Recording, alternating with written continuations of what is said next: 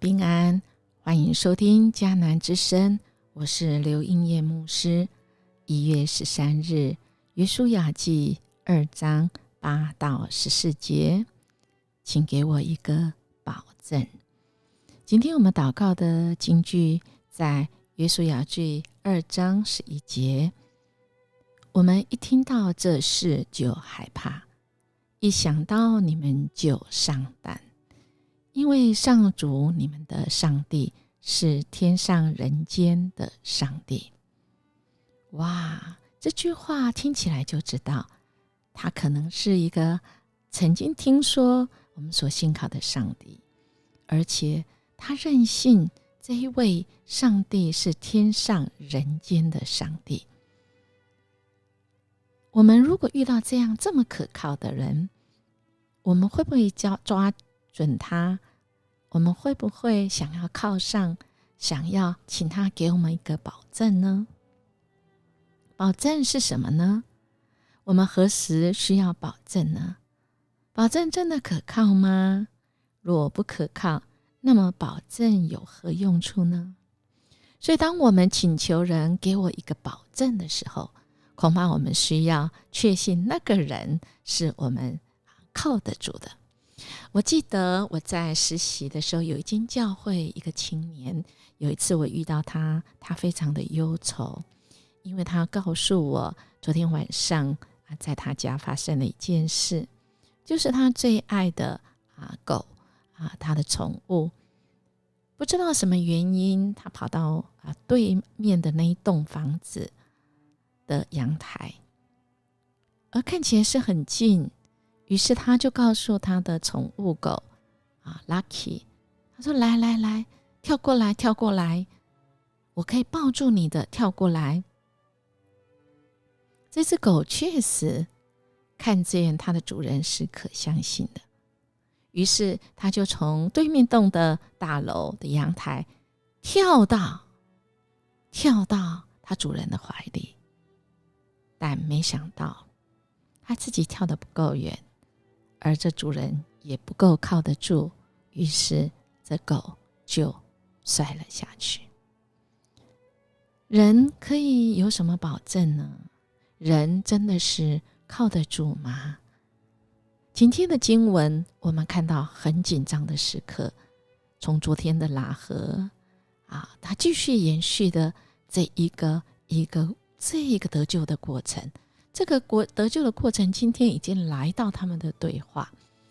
那么喇合呢对他们说，我知道上主已经把这块土地赐给你们，这地是每一个人都惧怕你们。我们听说过你们离开埃及的时候，上主怎么样使你们前面的红海干涸，也听说过你们怎样来杀灭了约旦河东岸的2个亚摩利王西宏和噩。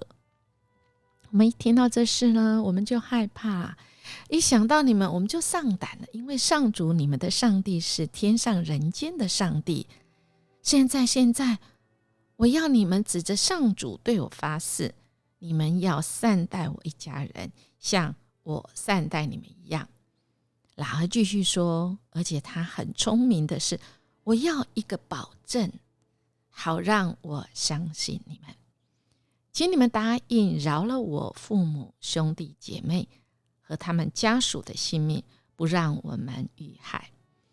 那2个人回答，那2个探子就说，如果你不泄露我们的秘密，我们就答应你，当上主把这片土地赐给我们的时候，我们会以真诚善意对待你，如果我们失信，愿上帝取去我们的性命。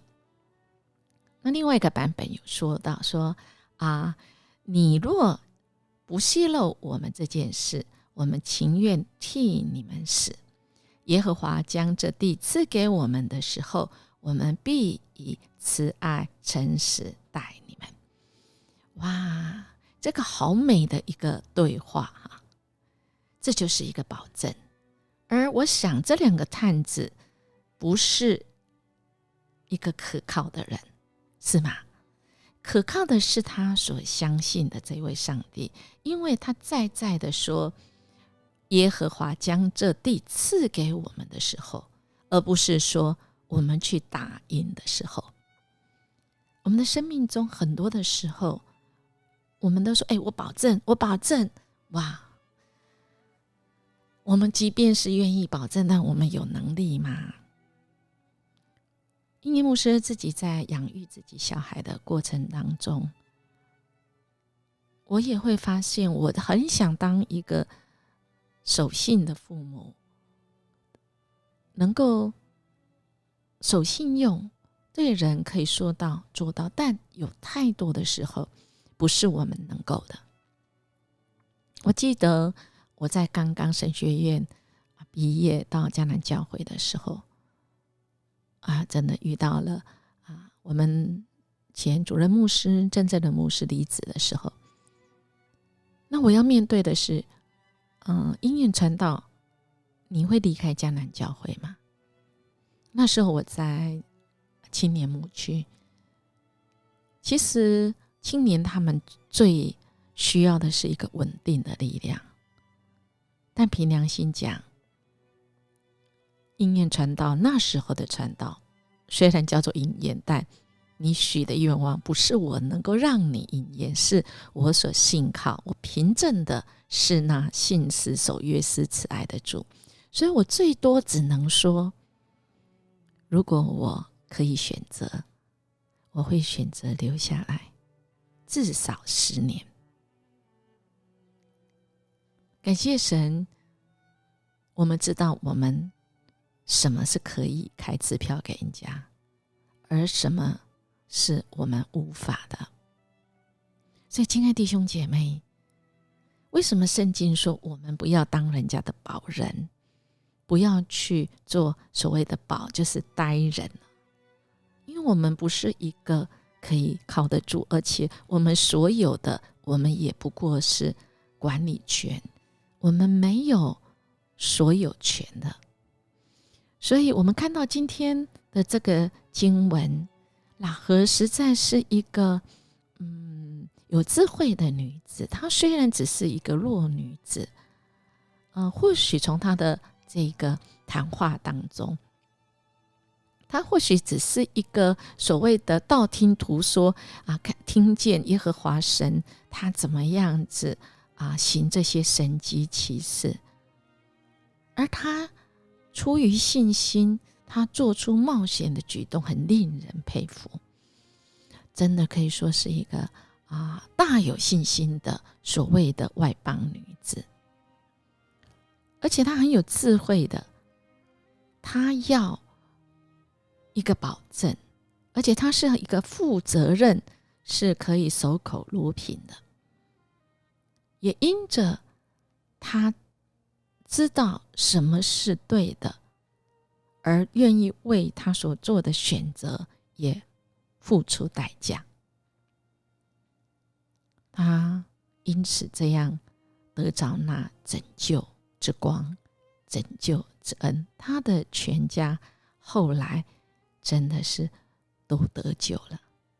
当然我们可以看到其他的经文上面，特别是在新约马太福音1章5节那边，我们还看到喇合呢，她不止全家得救，她还嫁入到犹大的支派，名列在耶稣的家谱上。我们可以知道，我们的主拣选一个人，不是看他外在，不是看他经营什么行业，不是，神看的是人的内心。人的内心愿不愿意信靠这一位可以给我们保证的神呢？好不好？我们来默想，人是这么有限，我们真的无法保证什么，但在人际关系中彼此信任是很重要的。那我们应当如何待人处事呢？我们一起来祷告。阿爸天父，谢谢你爱我们，而且你是守约施慈爱的主，你是这一位给我们永恒生命保证的主，你是以马内利，保证永远与我们同在的主。谢谢你，我们全心来信靠你，我们这样祈求祷告，奉主耶稣基督的名求，阿们。音乐牧师祝福您，今天我们活出神给我们的保证，就是我们成为这世界的光跟盐，他与我们同在，永不离开我们。我们明天见。